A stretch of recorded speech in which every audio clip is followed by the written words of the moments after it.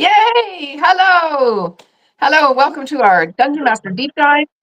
Oh my gosh, with Mháire Stritter, one of our Dungeon Masters at D&D the Castle, my phone just rang and I didn't turn off the notifications, so that's my fault.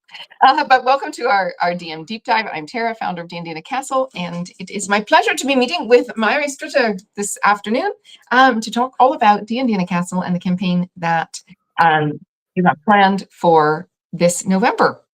Yeah, hey, good So to see tell you us all again. about that. About the campaign. Yes. It's called Muse of Fire, and it's got two ideas combined, basically three. So one of them is that you asked whether someone would like to run a game in the Forgotten Realms. And since I'm right now running other campaigns in the Forgotten Realms, and I'm kind of not getting enough of the bits that we usually don't see, I said, maybe can we go to the Daylands? There's lots of fun, and I might be able to drop an Elminster cameo in there somewhere around there. So that's one thing, just the setting. Then the idea is, and I will talk to all my players about it, that they play characters who meet again after quite some time, like a friend group or people who grew up together who come back for some reason. So we can work on backstories. They know each other, but they also have lived lives apart. And then let's see how that works out. And then things will happen and they will have the duty to kind of take care of something that might change the world for the better or the worse, and it depends all on what they're doing. So it's going to be a lot of I'm not saying that the fate of the whole Forgotten Realms is going to rest on their shoulders, but they're Why not? going to have to handle a lot. Yes. Awesome. So this is going to be November 3rd to 7th in the UK. So lovely sort of autumnal season for you to be bringing this campaign. If you want to learn more about this campaign, about D&D in the Castle generally, you can scan, for those who are watching, scan the QR code in the corner. And if you have any questions or comments for us, please put them in the chat and we'll try to get to all of them as we go along here. So when you're talking about the Forgotten Realms, it's not just the Forgotten Realms, but we have perhaps heard, some people may have heard that Wizards is releasing some new source books for some of the Forgotten Realms settings, including the Dalelands. And so people who get to play in your game will get to have some possibly advanced access to those materials. And you will get some advanced access to those materials in preparing your game. So what's your history with the Forgotten Realms and the Dalelands in particular? You mentioned you particularly wanted to do something there. What is it about that setting that you made you excited about that? It was the first setting that I ever met for Dungeons and Dragons. Actually, I'm one of the people growing up in Germany. We usually started out with lots of different games, and so the first time I played D&D, it was in the wake of the Baldur's Gate games. So everyone was playing in the Forgotten Realms, and everyone was kind of referring to that. So it's just like my home when it comes to D&D. When I'm not doing homebrew, I usually end up in the Forgotten Realms, and that's where I feel very welcome and I like to play around. And just a little while back, we decided there's so much more of the Forgotten Realms that people usually don't get to see, that the Baldur's Gate games don't touch on, and the other games, PC games that have been set there, because they've all been at the Sword Coast. And maybe up to Neverwinter, and then maybe even a little bit northern to Icewind Dale. So that's what we usually see in games, because that's the point of reference people have. But there's so much more. And so we decided to do a campaign where we just basically walk around the Forgotten Realms.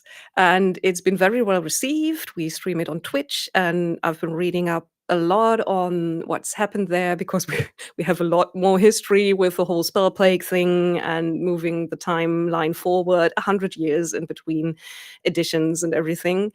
And I'm just really falling in love all over again with the setting and the detail and the love that Ed Greenwood and everyone else who worked on it has put in there. And yeah, especially the Dale lands, because it's kind of like this sandbox where you have lots of small different things right next to each other, and some are really epic and some are rather smaller communities, so you can play on lots of different levels Mm. in all senses of the word. And there's just also like great classic fantasy metropolis with shady people like Zambia. And yeah, I want to play around there because you can do lots of different things just on a small scale without traveling very far.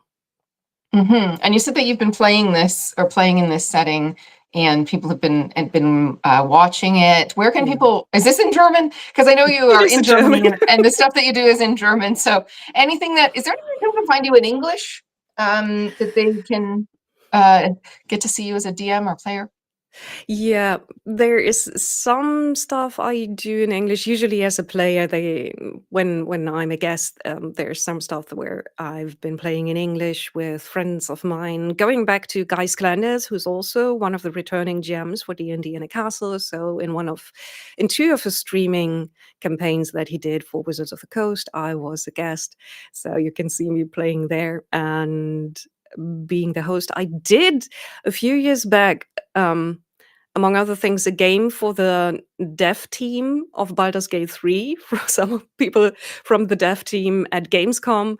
So if you look for that, you can also see me running a D&D game in English. That was also Lovely, set in the lovely. Forgotten Realms, of course. Right. Yeah. Yeah. Great. And so, what are you looking forward to? What are you hoping you might find in these new source materials for this area? Just a little bit more overview, because as I said, we've made huge jumps in the timeline and in the lore, and things are gotten a little muddled along the way. So usually when I'm researching right now, it's using lots of different sources. I've got like 3 different campaign guides for the Sword Coast by now, and of course using all the lovely fan wikis and everything. But just having a new book where I can say this is the state that the world is at right now. When I'm working with this, everyone can refer back to this point and no one is confused. And also, I'd love to see some more light shown on the spots that haven't received as much love for the past 10 or 20 years, where we've mostly seen just the Sword Coast. So give me more Daylands. What's it look like in Zambia right now? And what's happened to nethery cities that have fallen from the sky again on the same old elven cities? Just, yeah, Yeah. getting more detail and diving a little bit deeper. Yeah. And in terms of the campaign that you're going to be running there, I know that you're kind of you're known for your horror games, body horror in particular. What is the sort of tone of the game that you're going to be running in the fall going to be like? It's gonna be a little bit spooky. And I mean, it's a fall game. It's gonna be around Halloween, so spookiness is to be expected. It's gonna be less body horror-esque than the last campaign I ran. That was rather heavy on that, with things growing in people's bodies. But it's going to be a little bit also about looking back, about feeling wistful, about melancholy. So a little like more held back, a little more liminal horror. Right. So the last game that you had was quite deep into the darkness. And that was the last time you were there was last fall. Is that right? Yes, if Yeah, I'm remembering correctly. And again, nice and spooky, and you were in the very haunted sections of the castle. I wasn't told. We didn't see any You didn't see spirits. any ghosts? All right. People do. That's supposed to be like the very haunted wing in that part of the castle where you guys were playing. So you also made a whole documentary about your experience coming to D&D in a castle, and I've just asked Hopper in the background to find the link to that so we can post it up here if people want to see your experience at D&D in a castle and what it was like. But just from you directly, what was it like your first time at D&D in a castle? What was the experience like? It was, as most of the DMs would say, it was great, but I was so tired. That is like the overall thing, and the fact that I'm returning should tell people that I did enjoy myself, and as they can see also in the documentary, it's. I mean, I know that some people also go into this, if I'm doing this as a professional GM, and then there are people there who have paid for the place at the table, so I have to deliver. But I'm actually pretty relaxed about that because I've been doing this for quite some time now, Mhm. and also in very high pressure situations.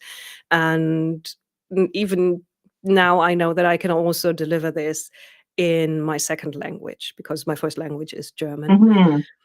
And yeah, so I'm pretty confident. And also, I'm not going to shoot another documentary, so I'm only having one job. And Only what? when I have one job, that makes a difference. It's a lot to try to Yes. do anything, and I think, yeah, because the dungeon masters at D&D Castle, they put so much into their games, and Mm. they really dive in. Coming back out is hard. Coming back Yeah. out and thinking about anything else, it's really all-consuming. You were really in that game. Now you are a professional dungeon master, as you say. You run a lot of games in a lot of different settings. I think probably of our DMs, you're one of the ones that is used to dealing with, groups of strangers or people who haven't played, or lots of different types of player groups and settings and things like that. What is it? How does it compare the kind of the setting of D&D in a Castle, the format, the sort of 3-day format, full, 8 hours a day of gaming in a single campaign, staying on site, et cetera? How does that compare to the other sort of DMing and gaming formats and settings that you've run games in before? It's a lot more intense and then also a lot more in depth. Because usually when I run games as a professional GM, even if I'm on location and not running them on a Zoom call or something, it's usually one shots. So we play for maybe 4 hours and then that one story is done. Maybe two one shots over 2 days or two connected stories over 2 days. So the 8 hours a day for 3 days, you can really put a lot of story in there and really have character arcs that develop, and you don't have to put pressure on the story. You can let it breathe a little more and open it up and really delve into it.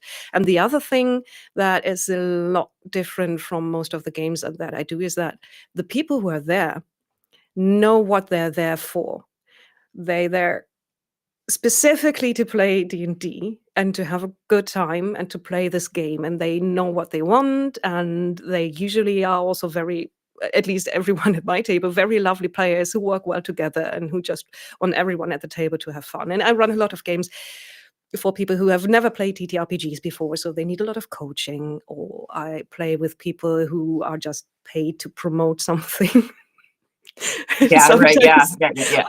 sometimes we're promoting things like Christmas sweets with TTRPG games. The world is crazy.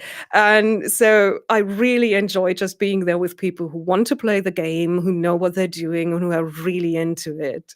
And really also putting a lot of thought in their characters and actions. It was great. And also the castle is so just so beautiful. I mean, we got a lot of castles in Germany, but the fact that it's been a hotel for so long, it's just so nice. Every room is beautiful. Yeah, I mean, we spend a lot of time sourcing our venues, and Mm.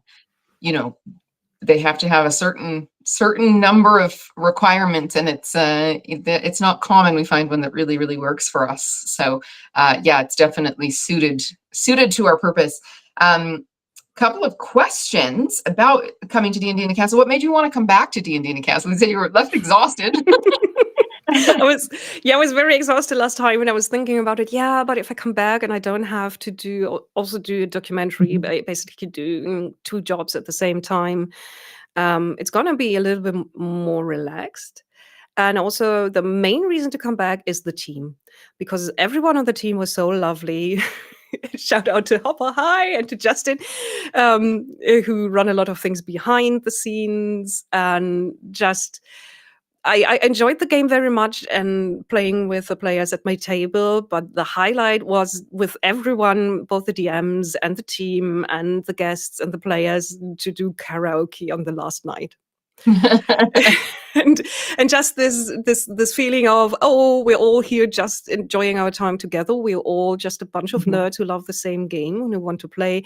And even the things around it, like people were offering to teach people how to paint miniatures and running small games parallel to the other stuff, and also that the players could kind of run games and then the DMs could join and give them feedback. That was also great fun. It's the whole thing, and just how much you're made to feel welcome, actually. Mhm. And Yeah, seeing people again. I feel like what we really are offering at D&D in the Castle is inclusion, is a community. I often say, you come for the D&D and you stay for the people, because the people are what really make it. And it's this sort of space where everyone is free to be as happy as they can, and just feel the joy of being accepted and being part of something, and to just indulge in what they love and be encouraged to love that, and to be celebrated for their passions and their commitment. And it just leads to this really beautiful space of everybody being your best friend, and a whole castle full of best friends. Definitely. And yes, we have a great team. Our staff are just wonderful, and we love them. You mentioned something just before we got on this call, which is that you've just published a book. And I know that the book is in German, so anybody who's watching this in English is not necessarily going to be able to get the book, but tell us what you've been working on there and what that's been like creating that. Yeah, so I have published quite a few books in the past, all of them TTRPG related, from gaming modules to books about role-playing and about DMing to novels. But the last one that we published last year, and that was kind of also then rolling over into financing a film about TTRPGs, was the third-party campaign setting and campaign for D&D 5th edition. K Leonida, it's called. It's what we did a few years back to try out the new edition. So starting in, I think, 2018, around there. And so it's grown over time, and there's been a second campaign and LARPing, actually. And so we made this book full on hardcover, and I'm sorry to tell people that it's sold out. Oh, so well, you can only get the that's PDF. Very popular, very popular work, yours. So that's Yes. really wonderful to hear. Very cool. And yes, I mean, D&D in a Castle is not a LARP. Though some people do ask that, is this a dress up LARPy kind of thing? And I know you've done LARPy things and costuming and that kind of thing. How did you find that sort of, because people also are very committed and love to dress up as their characters, and we do have a costume night. What were some of the, and we have like, stuff, as you say, in between your campaign, like, games and some puzzly things and some things that are, they're not LARP, but they are live action and you do things. But what kind of things did you get up to outside of the games themselves at the castle? Well, I joined the Relic Race, which was the puzzle quest, basically, that Belinda ran. That was great. Belinda is just amazing. Playing a devil who was asking us riddles and leading us around the castle. That was great. That was a lot of fun. Then just hanging a bit with the players and with the other DMs. And I had the chance, that was great, to drop in to another DM's game with Tim and playing one of the big bads. So he actually let me play Zariel at his table. That was so much fun. Yeah. That's a lot of great fun when people pull each other into the games. And Dungeon Masters will do that at the castle sometimes if someone's available. Oh, do you want to jump in? We've had like 5 Dungeon Masters play 5 heads of Tiamat. That's That's happened before too. URP the white man, URP the green, whatever. So that can be a lot of fun little chances to interact with people outside of your table as well. In terms of your game style, so what we like to offer people who come to D&D in a castle is the chance to play with, the DM of their particular ilk, what they're looking for. We want our DMs to offer the game that's all theirs, the game that is what they do. And I know you're a very broadly skilled dungeon master and have done a lot of different types of things, I'm quite sure. But when it comes to, this is my kind of game, this is the kind of thing I like to do, this is what I do best. I know horror is in there, but in terms of, like more role play, more heavy combat, the dungeon dives versus like the exploration, and where do you kind of fall on the map, and what's kind of your thing? So if I if I have 10 points to put on those different bits of what role playing is, I think I'm 5 points role playing and interaction with NPCs, and then 3 points exploration and 2 points just straight up fighting. Mhm. And I can change that around, depends always on what the people at the table want. So one of the most important things is to talk to the people beforehand. So what do you expect? What would you like to do? And how important are the rules for you? Things like that. Because I'm very happy to use each and every rule and to know them, and also to help people with how their spells work if they're trying out a new class that they haven't played before and everything. But I'm also always always ready to say, yeah, we know the rule works like that, but right now it would be cooler if. So giving the people moments to shine and to feel great or to feel dramatic is for me always more important than to stick exactly to the rules, which doesn't mean they can't fail. You Right. will be, Yeah. you need to be able If to the fail numbers and are fail there, hard. this is what's And happening. yeah, but at my tables, if you get into a fight, it's going to be either a very important fight, and then it's going to be also very, very tactical. And I love to have dungeon maps that have some kind of special effect, things that move around, stuff that changes, water's rising, whatever. Or it's going to be quick. So those are the two modes, because I don't want to kind of, 24 hours is a lot, but still, you don't want to spend a huge chunk Goes of those fast. times on the same kind of combat. So, Mhm. yeah, it's going to be more interaction than combat, and more trying to find out what's going on, and riddles and traveling and exploration and finding new places and meeting people. And it's going to be very important to me that my players feel safe and have freedom of choice. So I'm never going to railroad you anywhere. You can always trust me that whatever you do in the story, it's not going to end in a dead end. So I'm always planning with lots of different ways things can turn out. And even if you surprise me, this sounds arrogant, but I'm really good at improvisation. Yeah. It's a skill you can train. I've trained it a lot, so I can change a story around and bring it to a nice conclusion for everyone, even if you surprise me. So I dare you to surprise me. Right. I think last time we talked, you said, try and break my game. Go Yes, ahead. exactly. Do it. Go and Don't try be afraid. it. And I think if you Exactly. back that up, Mháire, you're very experienced, and I think it would be the players can feel confident that they can just go ahead and play Yes. and go ahead and do their thing, follow their instincts, follow where their character takes them, in terms of playing with strangers, you said you talk to the players beforehand and get to know them, and there's a process we have where people join a digital platform where they can get to know each other, develop their characters, learn about the campaign, so they can hit the ground running when they get to the castle and have sort of established rapport and so on. I believe you run a decent number of games for people who don't know each other necessarily.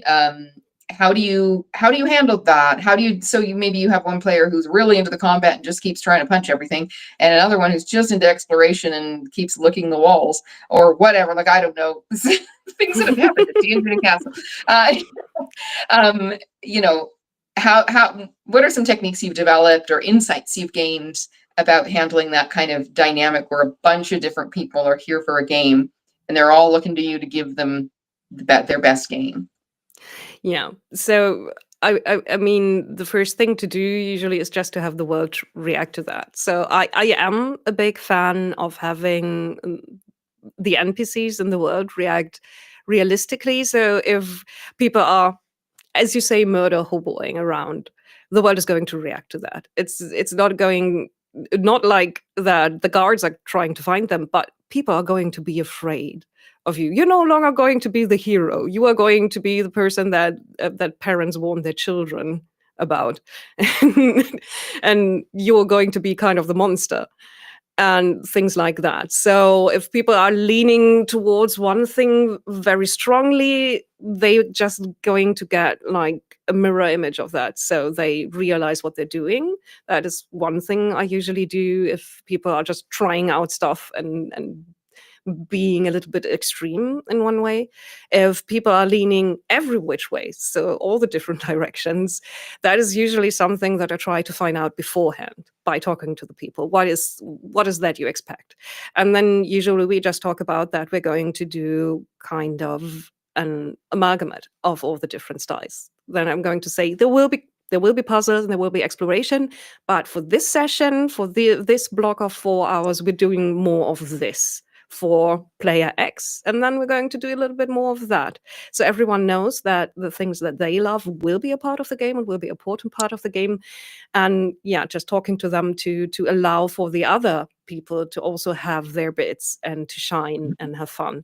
And also combining stuff. You can run a fight for one person while the other one is trying under a lot of pressure to solve a puzzle and things like that, and just have them do different things at the same time. It needs a little bit of coordination and to not drop the ball by switching back and forth all the time, but it can be great fun. It's a great challenge, and I love to do it, actually. I haven't had to do that in quite some time, because usually my players are very well behaved and stay together.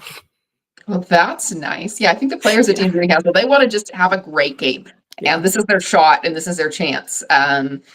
Sabotage is at a minimal, I would think, at DMing Castle.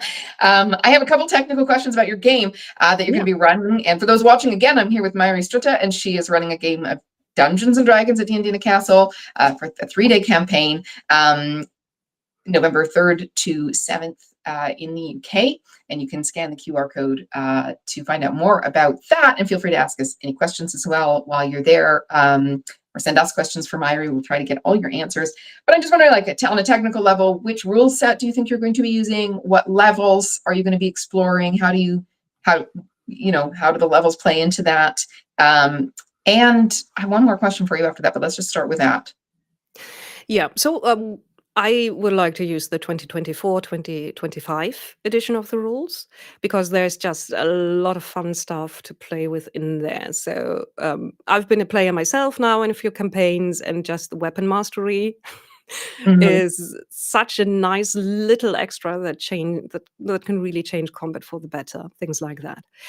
And my plan is to start around level 6 and then level up several times during the campaign at important points. So aiming to end at level 10 at least. So I know that's a little bit on the lower end for many of the campaigns at D&D in a castle. We have some GMs who don't play below level 20. But yeah, you get a different experience. You get leveling up is a whole thing, right? And so that is part of it. If you start too high, it's not far to go, but you get to do cool stuff. Yeah, it's so much cool stuff. Depends what people are looking for. Yeah, and my follow-up question is, one of the reasons we started doing these deep dives is for people to get to know our dungeon masters, hear about their experience in D&D in a castle, and just kind of get to know who they are as a dungeon master, what their campaign is going to be like, so they can pick the campaign that suits them. Because people have different tastes and they're looking for different things, and we want to give them a broad range of options to choose and have the campaign they're really looking for. So my question for you is, who do you think, whether that's as an individual player or a particular type of character or etc., is gonna get, you don't have to limit it to one, But you know, who's going to love this game? Who's going to be like, yes, this is the game I've been looking for. This is my kind of game. What kind of player is likely to get the most out of the game you're going to be running this November at D&D Castle? I think the players who love to talk and to trick, to lead, to flirt with NPCs, the smart asses, the people who talk back, who try to find out everything and turn over everything and just poke at stuff. I think they're going to have a lot of fun with this campaign and with this game, and also the people who want to kind of.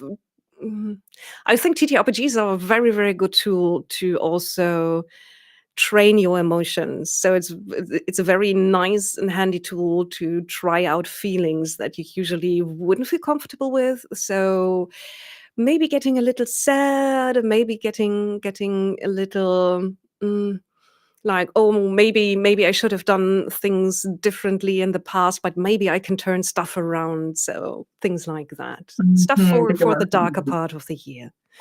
A nice cozy dark game in a nice cozy dark castle where you can throw the biggest and the worst at the game and go big or go home and go hard at your game. I think that's what I'm hearing from you, and that sounds like so appealing. I'm sure that there are lots of people watching, and your game is almost sold, is at least halfway sold out. I was just going to look up. I think you've only got a couple tickets left.